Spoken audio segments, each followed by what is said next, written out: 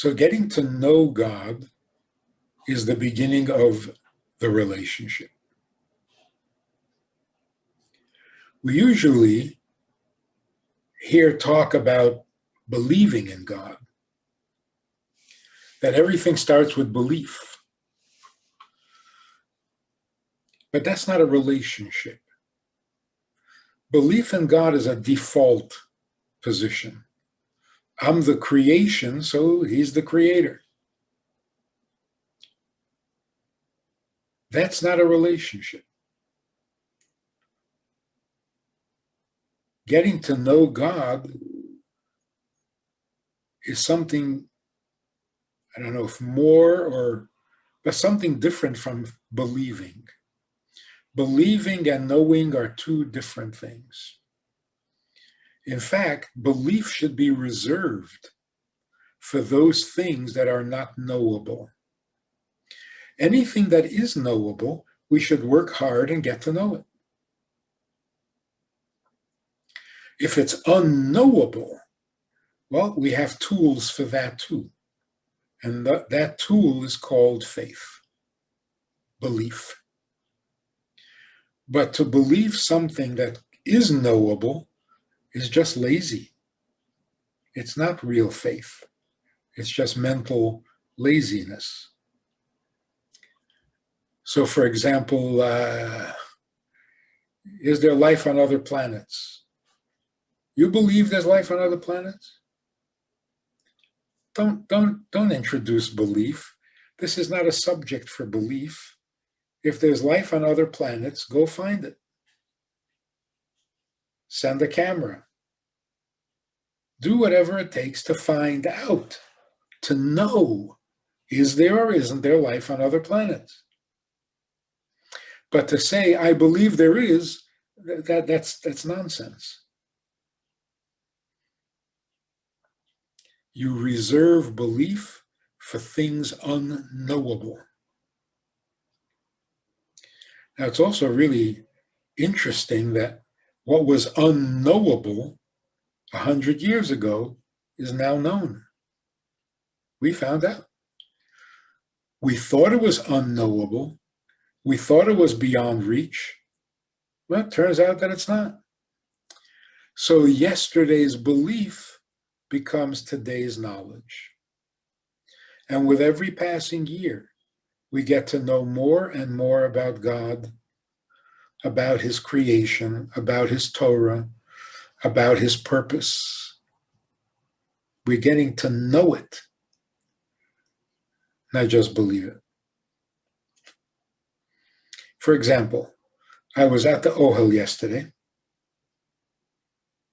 and a man there told me that he has started coming to the Ohel since his daughter had a serious medical problem for which the doctors had very little hope. And he came, asked the Rebbe at his gravesite for a blessing. And driving home from the Ohel, the doctor called him and said, it's benign. Nobody could believe it.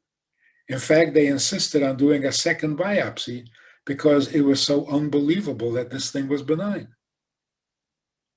But it was.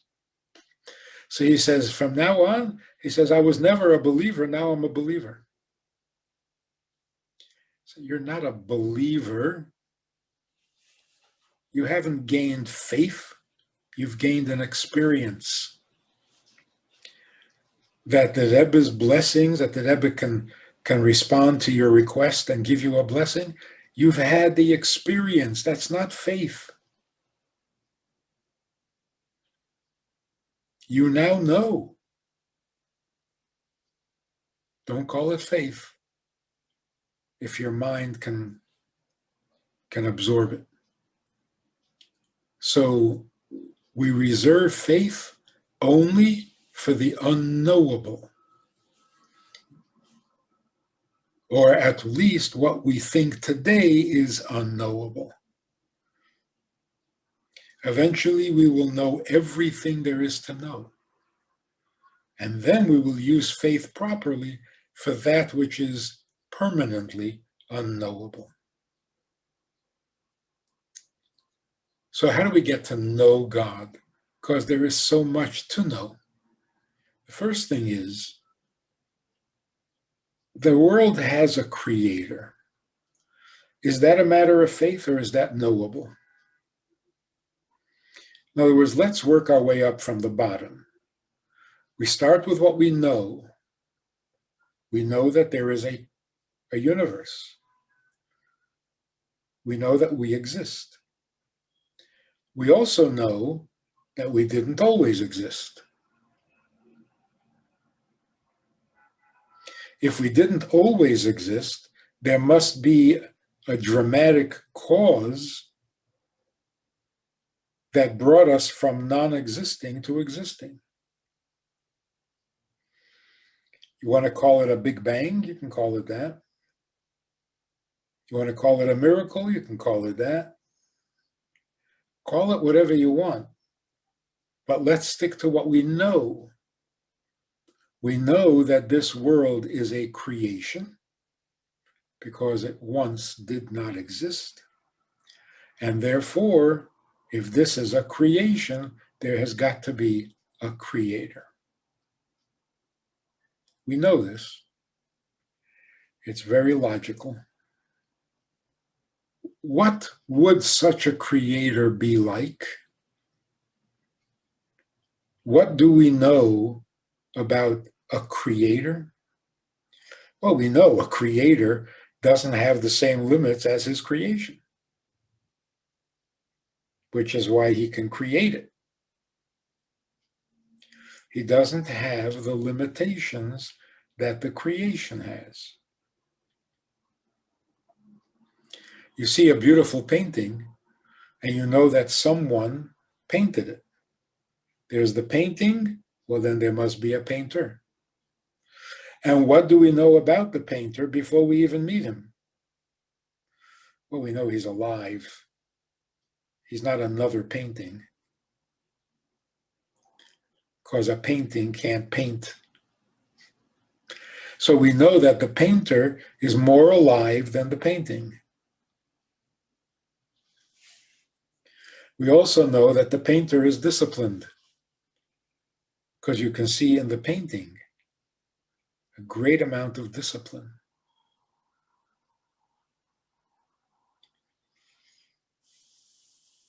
We also know that the painter was intentional. He had a definite vision of what he wanted to paint. And that's why the painting is coherent. So we know a lot of things about the painter just by looking at the painting. By looking at the world, we know many things about God. First of all, we know that he's eternal.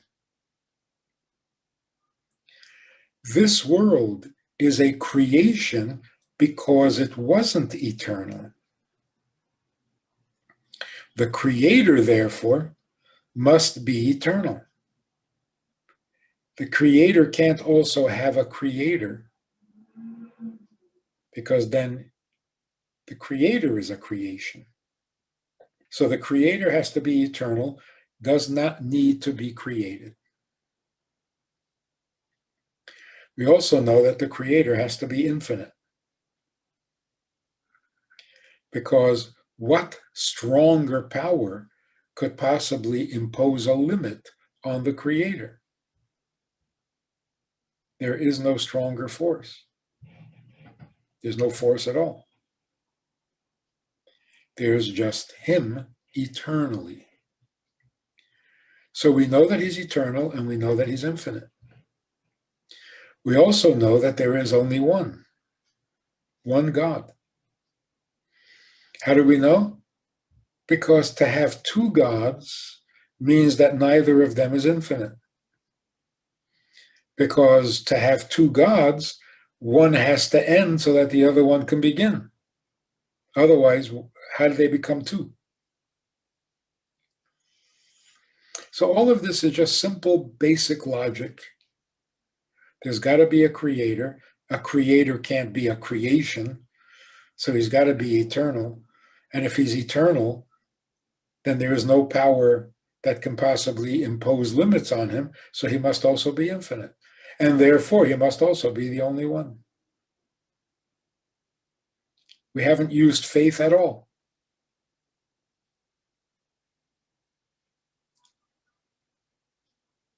In fact, even evolution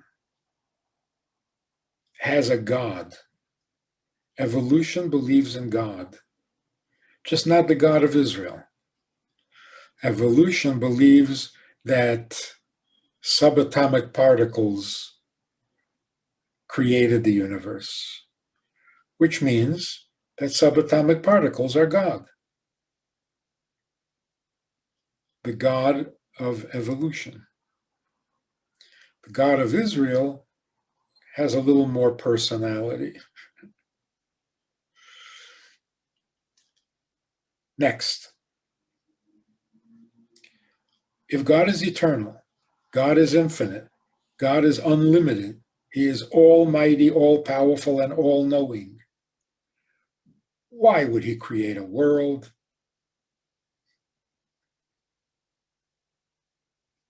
Why? Well, before we get to the answer of exactly why, we've already learned something else. God created the world because he's after something. He's not completely content. If you're content, you don't create a universe. There's something that God is after. There's something God wants to accomplish that involves creating an entire universe. Must be something really significant. So the next thing we know about God is that he's on a mission. If he creates the world, it's because there is something really important to him that will become reality through creating a universe.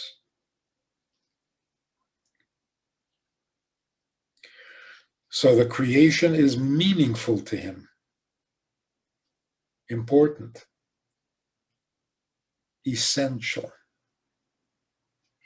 has to be. It's not a frivolous activity.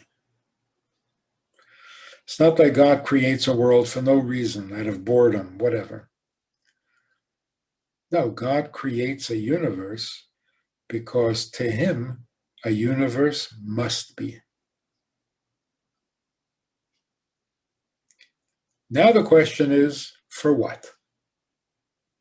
So really, the only question we need to hear from God, the only answer we need to hear from him, which means faith, is why. We can't understand the why. We can never guess the why. How do you guess why God does what he does? The only way we can know what God wants is to believe him. He has to tell us, and we believe him, because we can't wrap our heads around it. God wants me to eat kosher. I can't figure it out. Why would he care? What difference does it possibly make? And even if kosher is important, why is it important that I keep kosher? How did I become significant? How could it possibly make a difference to him whether I keep kosher or not? This involves faith. That he's after something, this I can tell from creation, the fact that he created. But what exactly he wants, there's no way I could tell from looking at creation. So here I have to come to revelation. If God reveals his purpose then I'm aware of it. If he doesn't reveal it, I'll never figure it out. And that's why the event at Sinai is called revelation. The revelation at Sinai. What was revealed? The details of God's purpose. What does he need from his creation? So what do we know about God? Well, we know some technical information, just factual stuff. He was not created. He is eternal. He is infinite. He is all-powerful. And he is the only one God. We also know that he wants something. What it is he wants, that's not technical information. That's personal. So looking at the universe, I can tell certain things about its creator.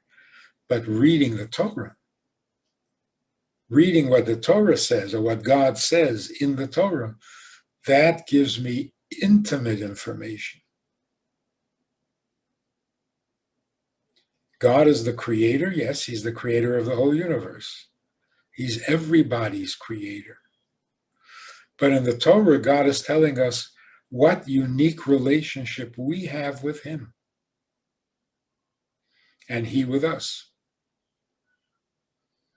This is where the information becomes really crucial for the relationship. I can recognize that God is the creator and that he's infinite and eternal, and I'm completely cold and indifferent to the whole thing. Well, good, fine. So what? It hasn't touched me. I may be even impressed, like Einstein, who was humbled and in awe of whoever made this magnificent universe. But it didn't change his life. When you look in the Torah, when God says, this is what I need from you, speak to the children of Israel and tell them that I need them to remember when I took them out of Egypt. So celebrate Pesach, eat matzah.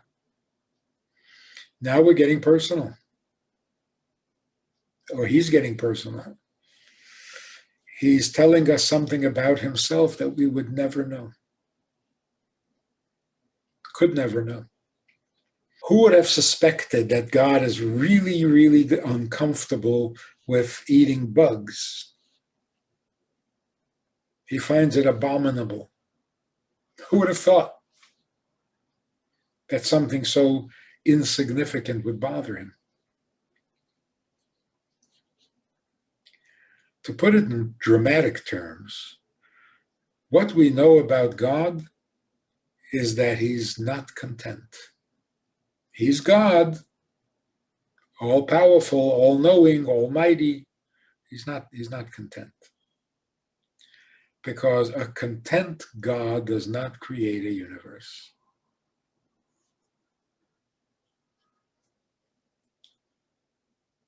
Now we get to know God step by step, layer by layer, by studying his mitzvahs. He needs us to keep Shabbos. What does that tell you about him? Well, it tells you that he keeps Shabbos, and it's really lonely to keep Shabbos by yourself. That's just putting it in a simple language. So God wants us to keep Shabbos with him. So the important thing is being with him, not being religious. So if you were keeping Shabbos, but he wasn't, then it's not a mitzvah. Because now you're not with him. You're just practicing your own religion. So what is it that God wants when he asks us to keep Shabbos? Not that we become religious, but that we stay on the same page with him. On Shabbos, he doesn't create, then we shouldn't either.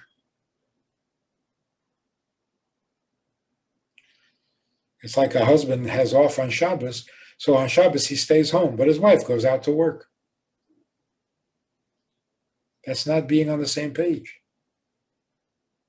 The important thing is we can have a relationship with God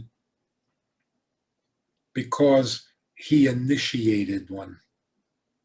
If he doesn't initiate a relationship, we can't have one. We can't just invite ourselves into a relationship.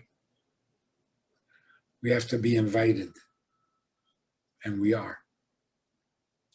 So let's use a little illustration here.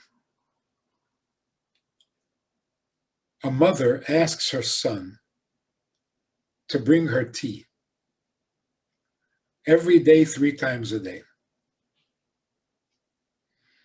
The son brings his mother tea every day, 3 times a day for 50 years. And then at the end of 50 years, he discovers that his mother never drinks tea. She doesn't like it. She doesn't need it. She doesn't drink it. So he asks her, what was that all about? You have me making tea, bringing you tea. You don't drink it. So the mother says, of course I don't drink it. This is not about tea. This is our relationship. I asked you to bring me tea to give you the opportunity to get closer to me. Sound good? Actually, it's terrible. Terrible. If she doesn't drink tea, and tea is not meaningful to her, it doesn't mean anything to her, then he hasn't gotten any closer. There is no closeness there. The opposite is true. By keeping him busy making tea, she has kept him far away from herself. Because tea means nothing to her. And she kept him busy with something that means nothing to her. How is that closeness? So it's either just a mistake or a malicious joke. If I want to keep somebody out of my life, but the man is a nudnik, what do? I ask him to run errands for me, to do me favors that I don't really need, just to get him out of my sight, get him out of my hair. So go make tea. That way I get you out of my house, I get you out of my presence. Not closeness. There is, of course, obedience. If he brings her tea for 50 years, he's obedient. He's devoted, he's loyal. Close? No closeness. And to prove the point, imagine that this guy has a brother, and his mother asked the brother to bring her coffee 3 times a day, every day, because she loves coffee. Now you see the difference, the contrast. The son who brings her coffee is very much part of her life. The son who brings her tea has been left out of her life. Now, what's the story with the mitzvahs? God asks us to do mitzvahs. Keep kosher, keep Shabbos, honor your parents, give tzedakah, study Torah. When we do that, are we being obedient or are we getting closer? Well, that depends. Is the mitzvah, Shabbos, kashrus, is it to God like tea that he doesn't drink? So he wants us to keep Shabbos just for the discipline of it, for the obedience. Obedience is good. It's not the objective. It's not the goal. The goal is to get close. Obedience is always from a distance. You obey people you can't get close to. So obedience is a relationship from a distance. We want a relationship up close. So all of the mitzvahs, all the commandments are to God absolutely indispensable. It's his coffee, not his tea. So when you do something so close to God's heart, so indispensable to him, you become as close to him as the mitzvah itself, as the Shabbos and the kashrus and so on. To put it in simple terms, and this is the conclusion, getting to know God involves recognizing that he is the needy one and not us. We are not the needy one.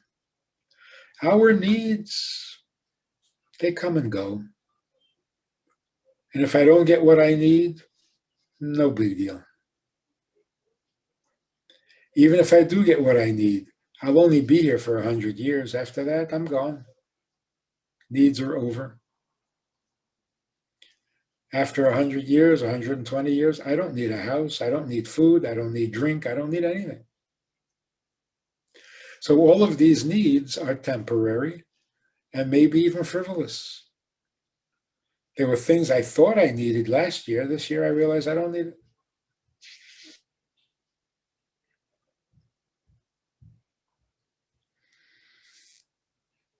That's pretty shocking. Because for all of history, humans were told that they are needy. They need, they have to have, they must. To suddenly realize, why must I? I don't have to, I don't need it.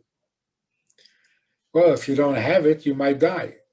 Yeah, so do I need life? I like it, not complaining, but do I need it? What do I need it for? Nobody asks to be born because nobody needs to be. So we're here only to serve him. But in order to serve him, he has to have needs. If he has no needs, how can I serve him?